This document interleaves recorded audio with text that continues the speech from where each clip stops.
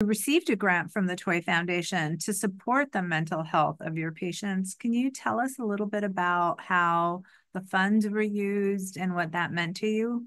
Part of our job is, of course, teaching these kids coping skills. And so a lot of these kids, sometimes they come in and they don't even know like what a coping skill is, or they say like they don't have any coping skills. Or sometimes we're like teaching them these coping skills and they go home and they don't have the tools and resources to continue practicing those skills.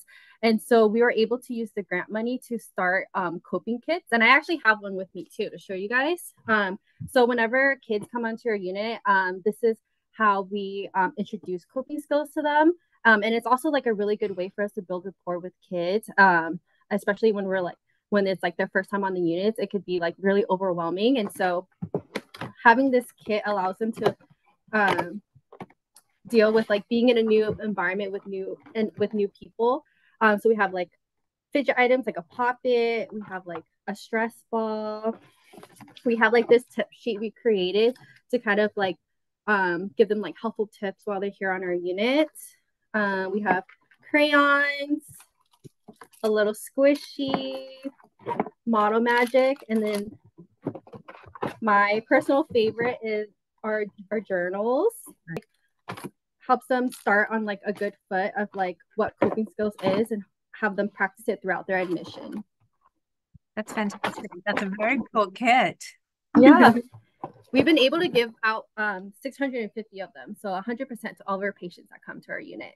Wow, that's fantastic. What a wonderful use of funds.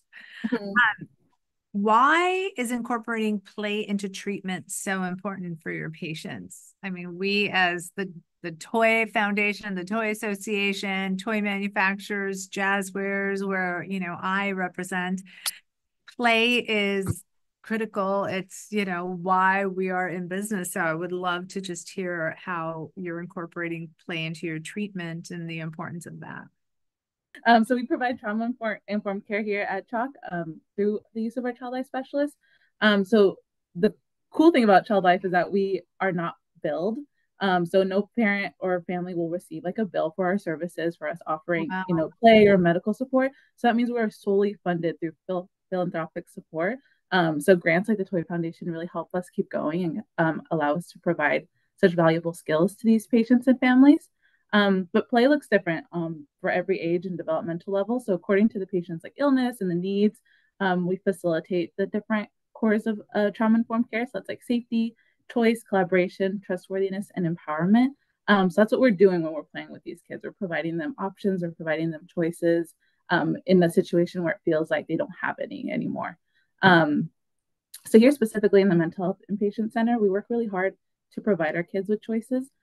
Being in this setting, they're very limited on what they can have. They don't have their cell phones. They're not wearing their preferred clothes. Our unit is completely locked. They're reliant on us to get anywhere. So giving them even just a coping kit gives them a semblance of choice. Like they have options on how they want to cope with being here in a safe way. Can you share a patient story without obviously divulging, personal information, but a story where you see the power of play at work?